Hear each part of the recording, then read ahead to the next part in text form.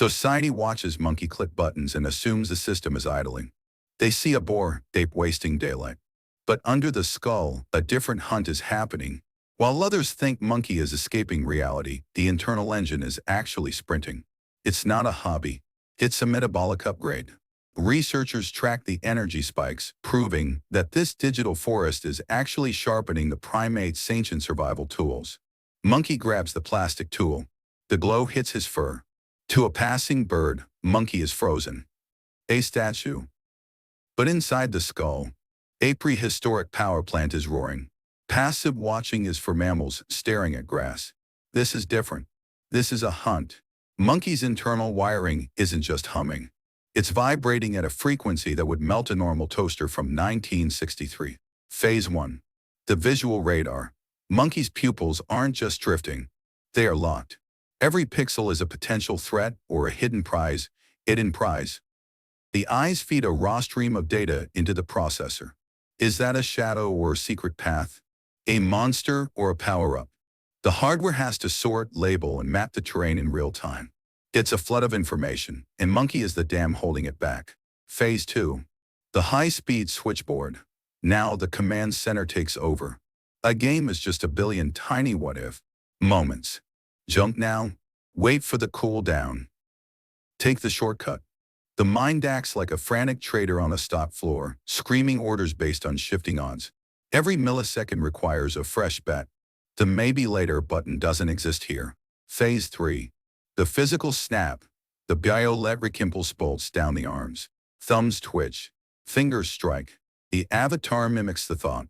The circle closes. Scan. Choose. Execute.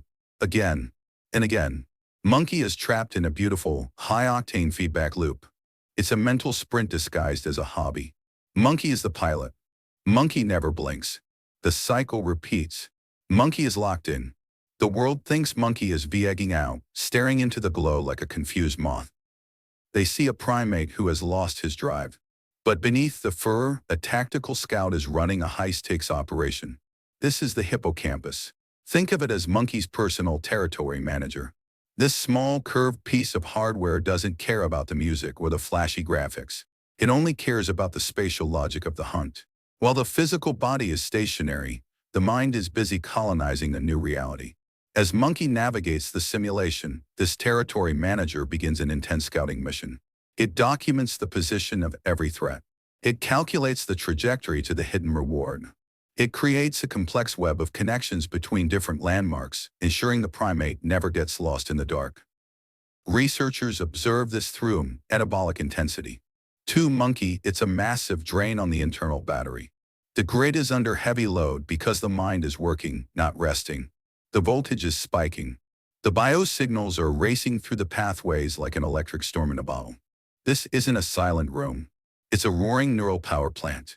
Every movement on the screen is a command that requires a fresh burst of fuel. The more monkey navigates the labyrinth, the more the biological hardware consumes. This is the hidden twist. Monkey isn't drifting off. Monkey isn't tidal. The internal furnace is screaming at full volume.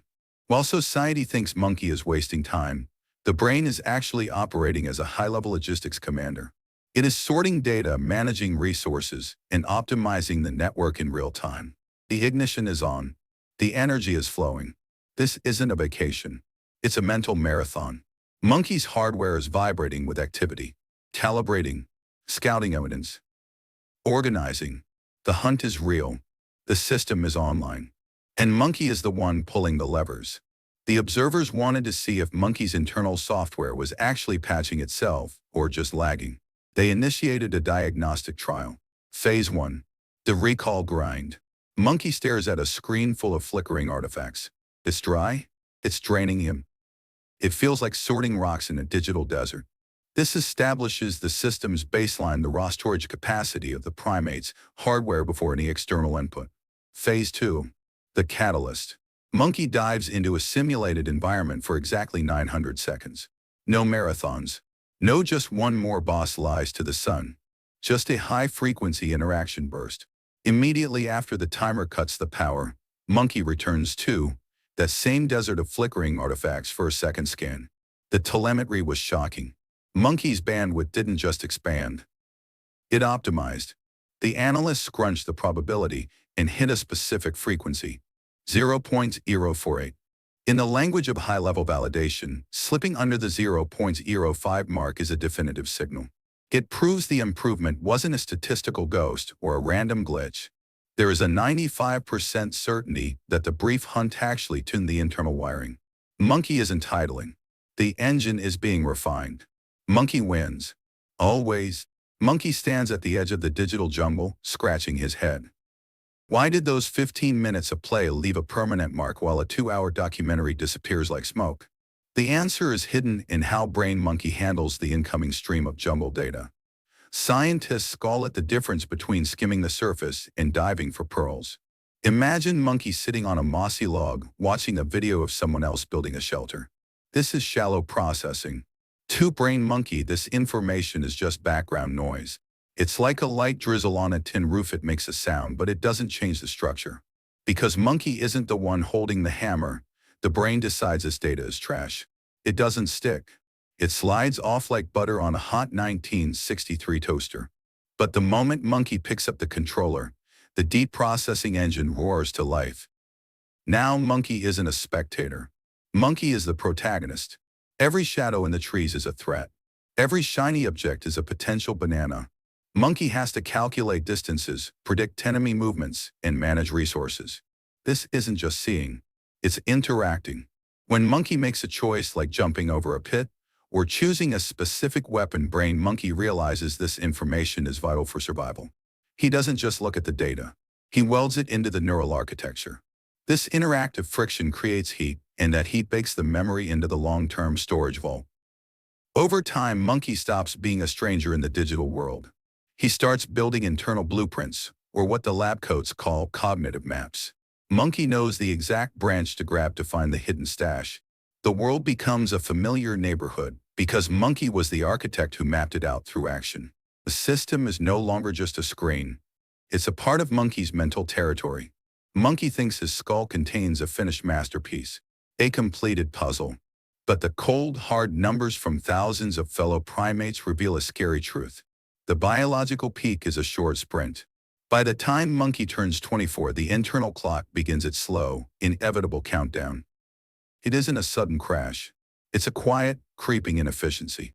The high-speed fiber optics start feeling like old copper wires from a forgotten era. Inside the head, the connections are getting dusty. The nerve fibers, the roads that carry Monkey's thoughts, start to fray at the edges. Signals that used to leap across the gap now have to take the long way around. Everything feels a tiny bit heavier, a little more sluggish. Most monkeys accept this. They settle into the stagnant state. They let the vines take over the machinery and wait for the lights to dim. They think the default version is all they get. But Monkey is about to see the hidden exit. This decline isn't a brick wall. It's a soft slope, and Monkey holds the steering wheel. The secret is a superpower called neuroplasticity. To the scientists, it's a fancy term for structural change. To Monkey, it means the brain is a lump of clay, not a block of granite. It's a living ecosystem that rewrites its own code based on what Monkey does every single day. If Monkey just sits there eating soft bananas and watching the clouds, the pathways wither away. But if Monkey creates friction, the brain builds more muscle. It reroutes the traffic. It paves new highways through the dark corners of the skull.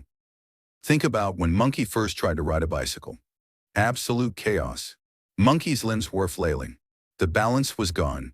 It felt like trying to pilot a steam-powered blender in a hurricane. The brain was screaming in confusion. Too much input. Too many gravity checks. But Monkey didn't quit. Monkey kept falling and getting back up. And then the magic happened. The manual struggle turned into fluid motion. The brain didn't just learn a trick. It physically built a specialized bridge for balance. Now Monkey can ride through the jungle without thinking. The system optimized the task because Monkey demanded it. Gaming is the same heavy lifting program for the mind. When Monkey enters a digital labyrinth for the first time, he's a bumbling amateur. He gets trapped in corners. He misses the obvious cues. But as the hours stack up, the internal cartographer goes to work. Monkey stops looking at the map because the map is now inside him. He feels the distance. He senses the hidden wraps. This isn't just a skill upgrade. It's a hardware renovation. The gray matter, the engine room of monkey's intelligence, actually changes its shape. It gets thicker. It gains more density in the zones that handle spatial memory and quick decisions. When monkey stays engaged in the digital hunt, the gray matter stays young. It stays resilient. It fights back against the biological clock. This is the moment of clarity. Monkey isn't a victim of time. Monkey is the lead developer of his own nervous system. The machine isn't breaking down. It's being customized. Monkey 2.0 is online. In the vast digital jungle, time is the ultimate predator that never sleeps. It tracks every monkey, waiting patiently for the internal system to slow down and fade. Let's be completely honest. Gaming isn't a magical golden banana that grants eternal youth. Playing 1,000 hours of a fantasy RPG won't freeze the biological calendar or delete the aging process from the primate manual. Growing older is a hard-coded rule in the system. But while we can't stop the clock, we can certainly choose how the hardware responds to the years. The evidence suggests that a brain under constant pressure is a brain that stays online. When monkey navigates a complex world, solves a difficult puzzle, or reacts to a sudden digital threat, the internal wiring remains tight and resilient. It isn't just about mindless entertainment. It's about a high-stakes maintenance routine for the soul. For many of us, this digital hunt is the most effective gym the skull has ever encountered. It provides a constant, joyful reason for the neurons to keep firing. Monkey gets to experience epic stories and explore alien landscapes with the global tribe. While monkey is busy chasing high scores, the background system is quietly reinforcing its own structural walls. It's a beautiful trade. Gaming protects the cognitive tools monkey needs while building the legendary memories that make the long journey worth it. It's not a miracle cure, but it's enough. The monkey says thanks. Like this video. Toss him a subscribe. It keeps the bananas coming.